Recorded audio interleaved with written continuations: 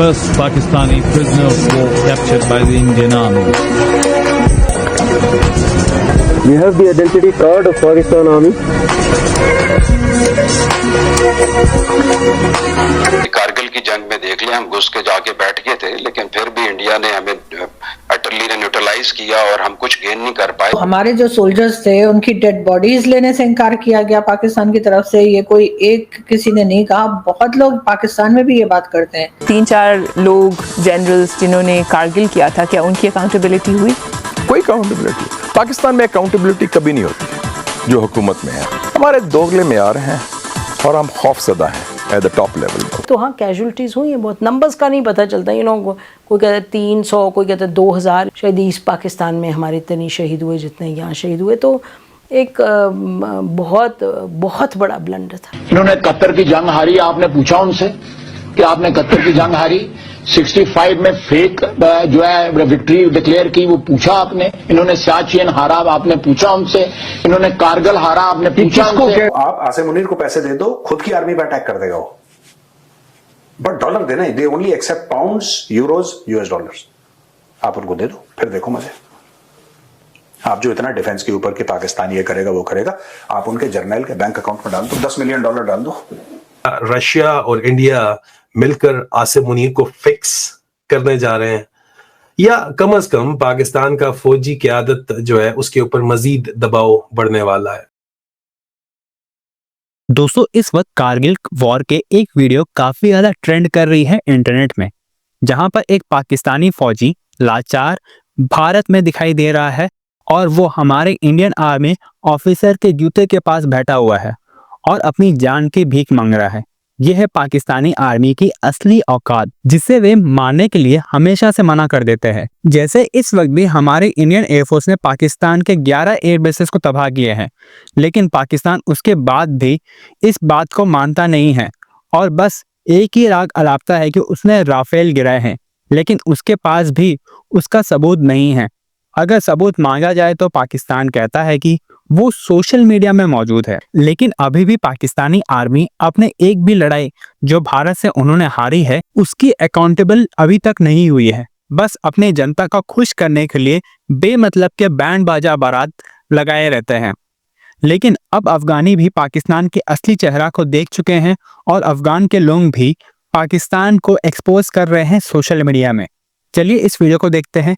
अगर आपको हमारा ये वीडियो पसंद आए तो वीडियो को लाइक करें और कमेंट बॉक्स में इंडियन आर्मी जिंदाबाद जरूर लिखें। पाकिस्तान को और ज्यादा डिपेंडेंट होता हुआ देख रहे हैं और पाकिस्तान डिपेंडेंट इंटरनेशनल पावर्स के रेमो करम के ऊपर, उनकी भीख के ऊपर होता चला जा रहा है।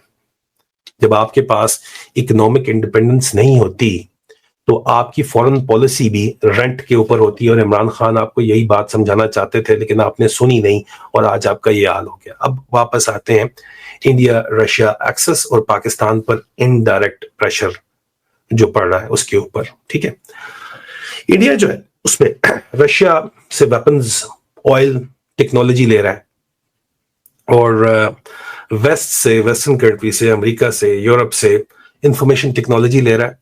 इन्वेस्टमेंट इंडिया के अंदर हो रही है, पाकिस्तान में तो नहीं हो रही ना। SIFC ने कोई इन्वेस्टमेंट कर दी है, मैं आपको इतने अरसे से बता रहा हूं। और डिप्लोमेसी भी इंडिया वेस्ट के साथ बड़ी कामयाब कर रहा है और रशिया से भी इनकी गेम चल रही है। इस हाइब्रिड इक्वेशन में इंडिया एक स्विंग स्टेट है, जो कॉन्सेप्ट आपको स्ट्रेटेजिक कॉन्सेप्ट है, जो चाहे रशिया को सिग्नल दे सकता है, जो चाहे वेस्ट को सिग्नल दे सकता है। उनकी मर्जी है भाई। जो असल वाकई इंडिपेंडेंट फॉरेन पॉलिसी है वो इंडिया ने अपनाई हुई है और बड़े अरसे से उन्होंने अपनाई हुई है। पाकिस्तान के हवाले से ये चीज 2 एंगल्स के ऊपर इंपॉर्टेंट है। पहला, अफगानिस्तान और रीजनल सिक्योरिटी के हवाले से रशिया के अपने कंसर्न्स हैं, सेंट्रल एशियन और अफगान इंस्टेबिलिटी के ऊपर। रशिया नहीं चाहता कि पाकिस्तान वहां पे जाके पंगे करे। इंडिया भी अफगान थिएटर को पाकिस्तान के खिलाफ लीवरेज के तौर के ऊपर देखता है, जाहिर बात है। और अगर मॉस्को और दिल्ली एक पेज पर जाएंगे, जो कि लग रहा है कि हैं एक पेज के ऊपर, तो पाकिस्तान की मिलिट्री लीडरशिप इस खित्ते को जो डिस्टेबलाइज करना चाह रही है वो जाहिर बात है कि नहीं कर पाएगी। उनके खिलाफ रशिया भी हो जाएगा, उनके खिलाफ अफगानिस्तान भी हो जाएगा, उनके खिलाफ इंडिया भी हो जाएगा, और ये एक सैंडविच सिचुएशन जो बनी हुई है ये मजीद टाइट होती चली जाएगी। इसमें किसी किस्म का कोई शक नहीं है। तो ये नैरेटिव वेस्टर्न कैपिटल में भी बड़ी आसानी से सेल हो सकता है कि क्योंकि इंडिया कहे कि जी ना, ये लोग तो हमारी खित्ते में सिक्योरिटी और स्टेबिलिटी के लिए खतरा है और ये न्यूक्लियर वेपन्स इनके पास, तो इनको प्रेशर करना बहुत जरूरी है, तो वो प्रेशर कर सकते हैं, उनको कोई रोकने वाला नहीं है। फिर जो अहम तरीन बात है जो मैं आपको बताना चाहता हूं, और ये बड़ी इंपॉर्टेंट बात है, 1000 बातों की एक बात, मुल्क की मईशत चलती है सस्ते तेल के ऊपर, जो इकोनॉमिक ग्रोथ है। अब यूक्रेन वॉर की वजह से तेल बाकी दुनिया के अंदर महंगा हुआ है, लेकिन इंडिया सस्ता तेल रशिया से अब भी खरीद रहा है। और आप देखिए कि एक एनर्जी और ट्रेड कॉरिडोर इंडिया रशिया से सस्ता तेल खरीद के जो अपनी इकोनॉमी को मजीद कॉम्पिटिटिव बना रहा है, इन्वेस्टमेंट वहां पे आ रही है। NH1 एक हाईवे है जो कि श्रीनगर से लेह तक जाती है और फिर वही आगे सप्लाई रूट है सियाचिन में, जो इंडियन फोर्सेस हैं उनका वो सारा। तो ये चाह रहे थे कि ये रिजेस कैप्चर कर लें। रिजेस कैप्चर करेंगे तो वो जो NH1 है वो बिल्कुल इनके तोपखाने की जद में आ जाएगी। तो जो भी इंडियन कॉन्वॉयज वहाँ से गुजरेंगे वो सारे इनकी तोपों की जद में होंगे, उनको हिट कर सकते हैं वो। तो उससे क्या होगा कि इंडिया एक बहुत वीक पोजीशन में चला जाएगा, इनकी पोजीशन स्ट्रांग हो जाएगी और उसके बाद फिर ये इंडिया को नेगोशिएटिंग टेबल पे लेके आएंगे।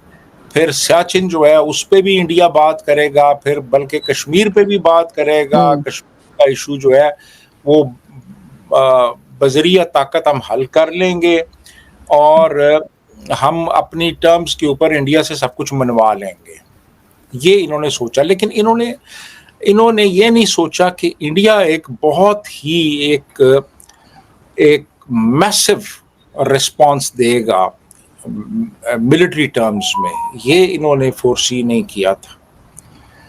इन्होंने ये फोरसी नहीं किया था कि उसका डिप्लोमेटिक बैकलैश क्या होगा। इन्होंने ये फोरसी नहीं किया था कि इसकी इकोनॉमिक इम्प्लीकेशंस क्या होंगी। देखें, जब भी आप कुछ जंग शुरू करते हैं उससे पहले आप एक फिजा तैयार करते हैं। आप तमाम जो मिलिट्री लीडरशिप है, पॉलिटिकल लीडरशिप है और अवाम है, उनको एतमाद में लेते हैं। आप एक बहुत हाई लेवल पे आप डिप्लोमेटिक एक्टिविटी करते हैं, दुनिया को आप बताते हैं। आप अपने खजाने की तरफ भी देखते हैं कि पैसे कितने हैं आपके पास जंग लड़ने के। ये सारी चीजें कैलकुलेट करने के बाद फिर जंग शुरू की जाती है। इन्होंने तो बैठे एक मेज के ऊपर, चलो ये कर लें, ये कर लें, ये कर लें और फिर ये हो जाएगा, ये हो जाएगा, ये हो जाएगा। हर चीज आपकी ख्वाहिशात के मुताबिक नहीं होती। इन्होंने बहुत बड़ा पंगा ले लिया, लेकिन ये नहीं सोचा कि इसके बाद क्या होगा।